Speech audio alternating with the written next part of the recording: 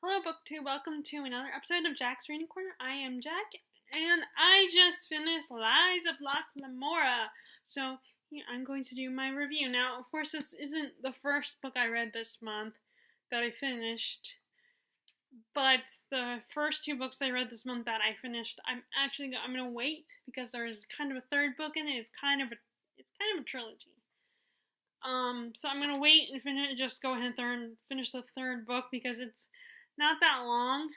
It's like, the first one was like 54 pages, and the other two are only a little bit longer. I mean, the third one is the longest one because it has like 15 chapters, but it's still very short. So here's my review of Lies of Locke Lamora. First of all, I had such a good time reading this book. This is basically about set in the city of Camor, and our main character, our title character, Locke, is a thief. He's a thief, kind of a con artist, and is part of a guild called the Gentlemen Bastards. And during one of their him and his gang's usual cons, everything seems to be going really smoothly. But Locke ends up getting mixed up with the Grey King, a guy known as the Grey King, and he has become an enemy to all the thief makers of Camor. And he approaches Locke to help him with his revenge scheme. This is basically has been compared to Six of Crows, which, yes, it does have a lot of similarities. Like, it's about these criminals. Our main characters are these criminals, and they're going on a heist. But one of the differences is that the heist isn't like the actual focus. The focus is their relationship, Locke's relationship with the Grey King, and how he's. So I guess. Well, no, it's not. I mean, it's not actually a heist, but it's about how the Grey King uses him to infiltrate the rest of the Thief Makers Guild. I don't know, because I don't think they actually use that term in the book. I'm gonna put this down now. And, sorry, I'm not used to I was just pointing out to me that I was watching a booktuber, one of those tags, and they kind of asked what, kind of turns you off with videos, and she was talking about how you don't look, for booktubers that don't look at the camera, and I just realized I don't do that.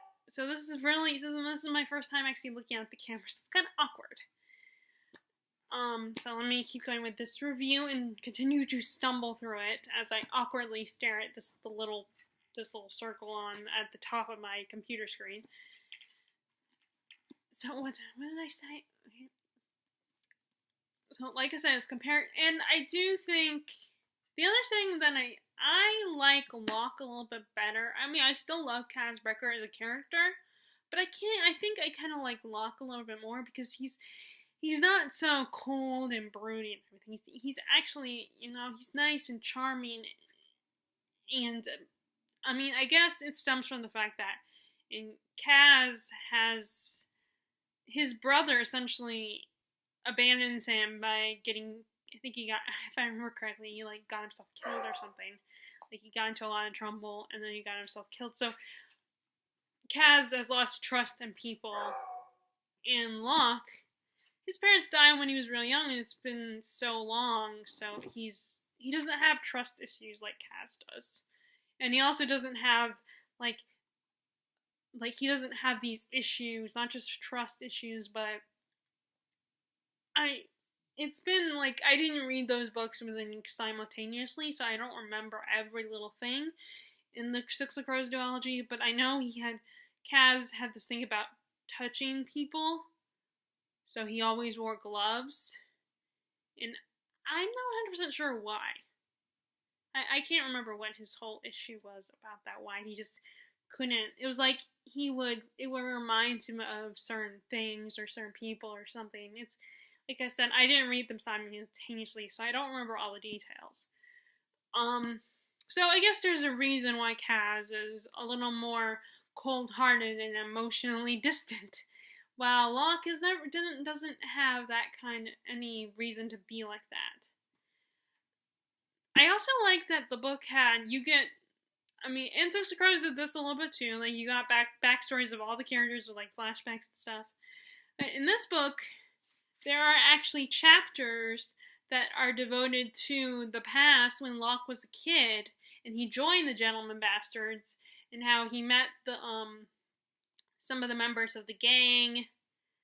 Like there's one as an adult when he's leading the group. There's one new member, but when he was a kid, it was just 4 of them. And then it's just the 4 of them. But we got to see how that first developed. And we get to see Locke and his friends grow as human beings and as, as Gentleman Bastards. And I also, one of my favorite moments is when he first meets his, I guess you could say he's his best friend of the group, Jean Tannen. I don't know if I'm saying it correctly.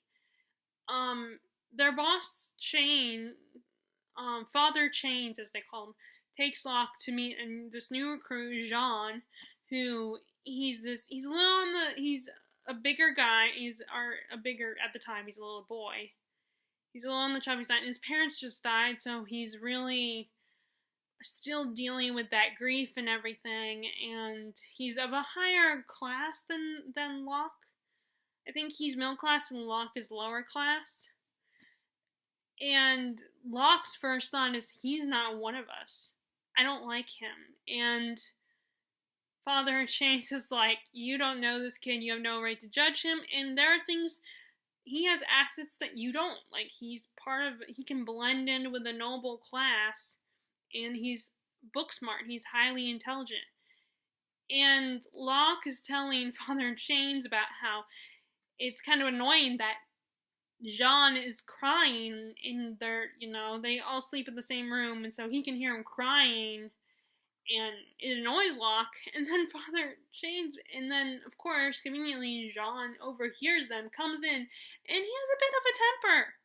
And he beats up on Locke, and Father Chains is like, well, you deserved it, you little punk. Like, Jean just lost his family. You have had time to get over it. That's why he's crying. And then around dinner time, Chains gives them this little game to play between Locke and Jean. And it's kind of a logic game, if I remember correctly. Or like, oh no, actually it was an arithmetic game where it involved counting or figuring out the amount of something. And of course, Locke, he was not smart in that department, loses, and Jean wins. And Father Chains is like, if you lose, then you don't get any dinner. And Locke, of course, it makes sense that Locke's kind of pissed off about that because he wants to eat dinner. So he's like 2 out of 3 kind of thing, and finally Father Chains is like, all right, fine, you can eat, but first you have to serve Jean and the other guys. So I thought that's when I liked that moment. And then, of course, afterwards, Locke realizes the error of realizes his mistake and feels bad about it and kind of starts to understand how he was in the wrong. And from then on, the two of them become friends and have this mutual respect for each other. And that's one of my favorite moments in the novel. So. The only negative I have here is there's some characters that I wish we had gotten to know a little bit more, that if we had got to learn more about these characters and get to know them. But of course it's Locke's story, so they're only focusing on Locke and a little bit of Jean. Like we even see Jean when he goes to the glass house of roses or something. I can't remember what it's called. and is training because Father Chain sees that Jean could be like the muscle of the group. So he sends him to be trained to learn how to proper fighting and how to learn how to control his skills as as the muscle. So we get a little bit of that. We see a little bit of that. Meanwhile, we see Locke. Although we don't actually see this part, we are just told that he gets sent along. I mean, we're not just told. We see him traveling to this place. But we never see his time working on the farm. Now, I don't know if the second book is going to touch on that at all. But we know that he got sent to work on a farm because Father Chains wants him to learn how to blend in with the commoners. And if he sends him to work on a farm on a lower class, then he'll get some idea of what it's like to be poor and to have to work hard labor type jobs, even if it's a kind of specific job. And let's see, I liked the villain. I like how he was very mysterious. You didn't know much about him, and we don't find out until towards the climax why his motivations and why he's doing what he's doing. Which makes sense because it's about Locke, so it's mostly from his perspective. It's not. I don't think the book is in first person at all, but it's still first person perspective.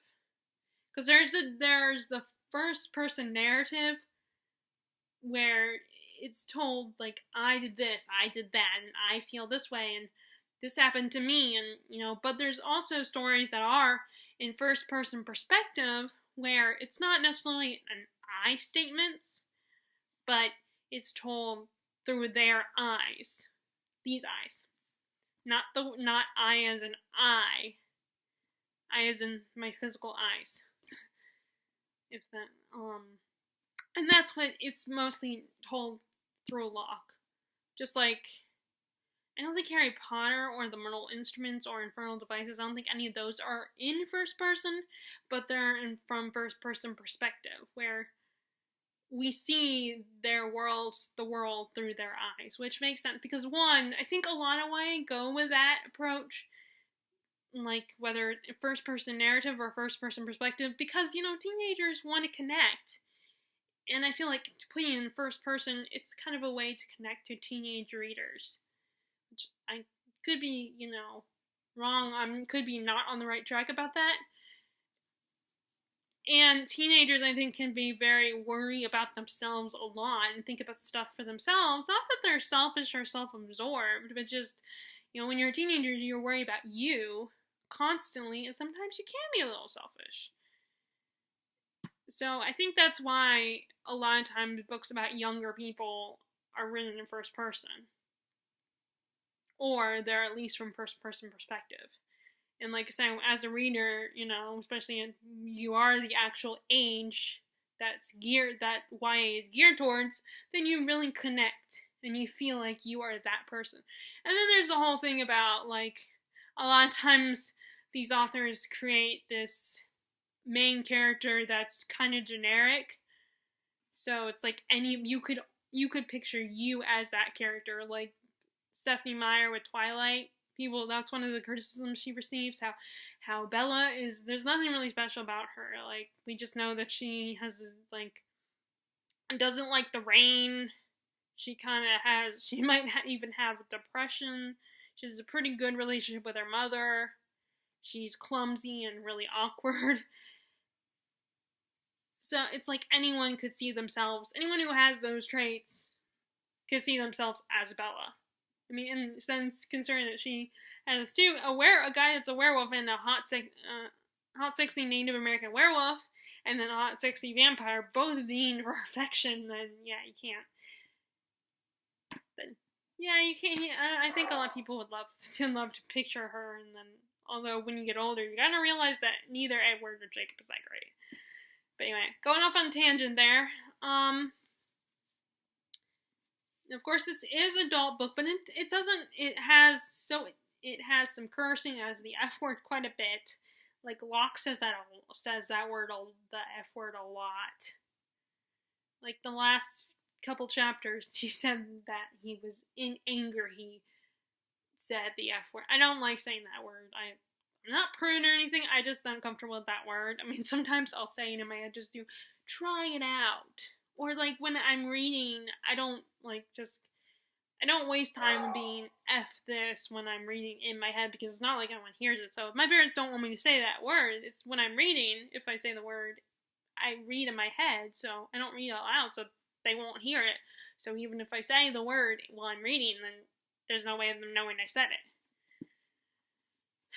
But anyway, so yes, it's definitely an adult book. And it's a lot longer of a book, too, and I feel that's a key for adult books, because I think a lot of YA is pretty even if it's long, even if it's really long, like Sarah J. Maas's books or something. Although Sarah J. Maas, I think, well, no, because there is a lot of that issue about Sarah J. Maas is in the young adult section, but it should be in the adult, or at least considered new adult. But, you know, because it has, like, things like sexy times, and she writes sexy times and all that. But, even then, when it's that long of a book, I think it's still, like, I think a lot of the chapters are really short. While adult books, they're longer and chunkier. And even if they have short chapters, they, like, there's language, like, a lot of times they can curse more in adult books, they can curse in adult books, they can have sexy times in adult books. So, I mean, you can tell this is an adult book. It's very gruesome. There's, like, one point where a shark eats someone. I mean, it's not described in a lot of, but, so, like I said, really the only criticism is that I wish that there were some characters in here that were more in the story, we got more on those characters. Other than one of the characters that I was thinking, oh, I wish we had more about that character, towards the end we got a lot of information on that character.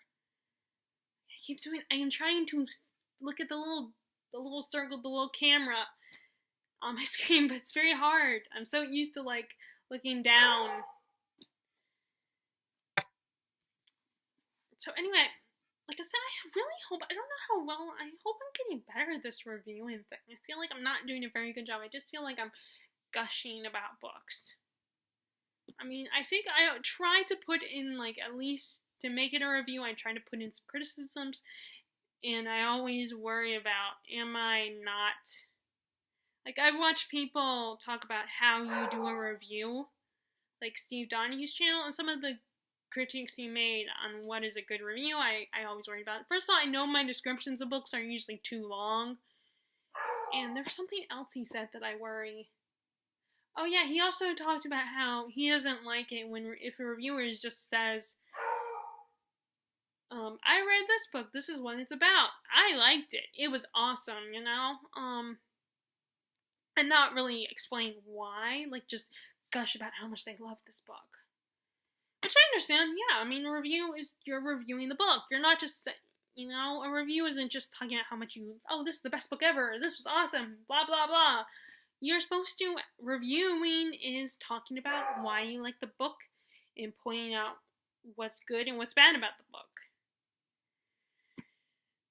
So I still continuously worry I'm not doing good at reviews, because, I mean, so I would love to know if you guys, like, I'm almost afraid to ask, because I'm worried that I'll find out that, no, you're not really doing that great. But I probably need to know how well I'm doing. So, but anyway, that is my review. Currently, I'm trying to get Handmaid's Tale finished. Ideally by the end of tomorrow, because we're gonna try to go visit my grandmother for Mother's Day and take her out to dinner. The problem is that I work on Mother's Day and it's early morning, so I'm gonna try to switch shifts with somebody tomorrow. I'm gonna see who's working, see if I can get an afternoon shift. But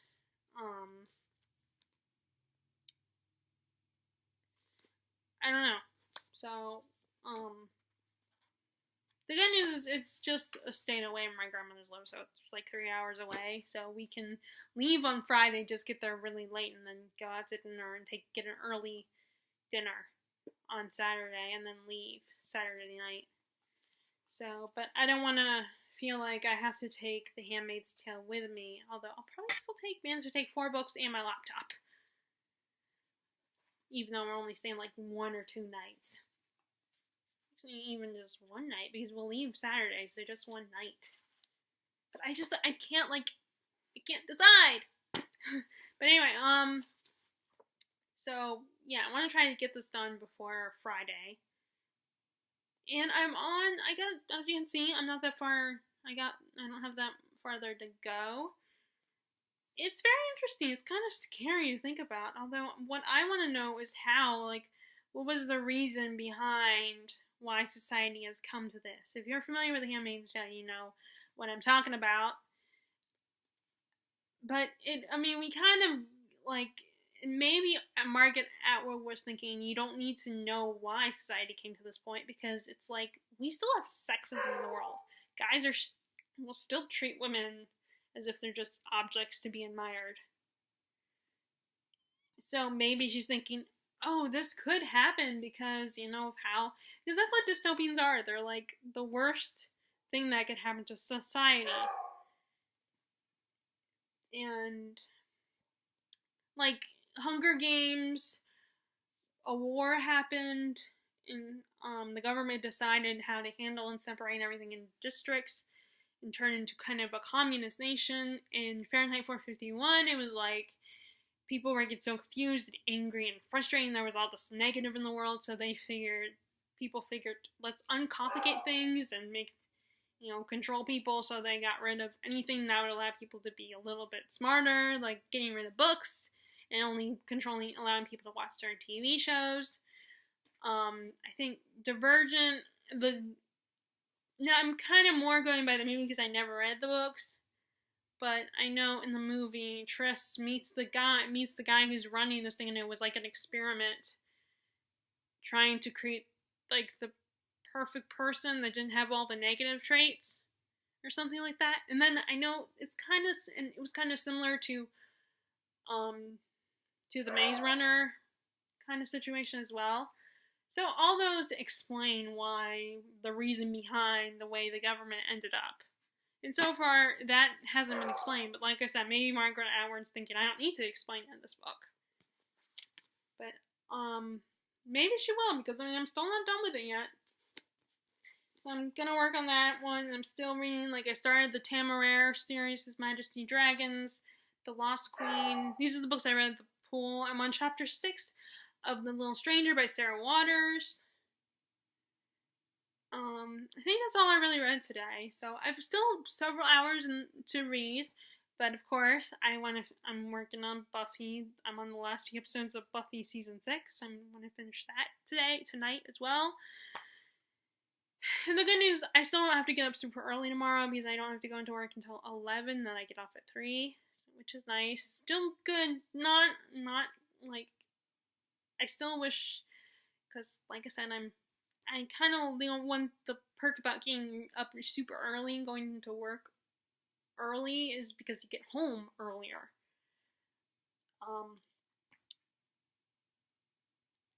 So that's my review and what I am currently reading today.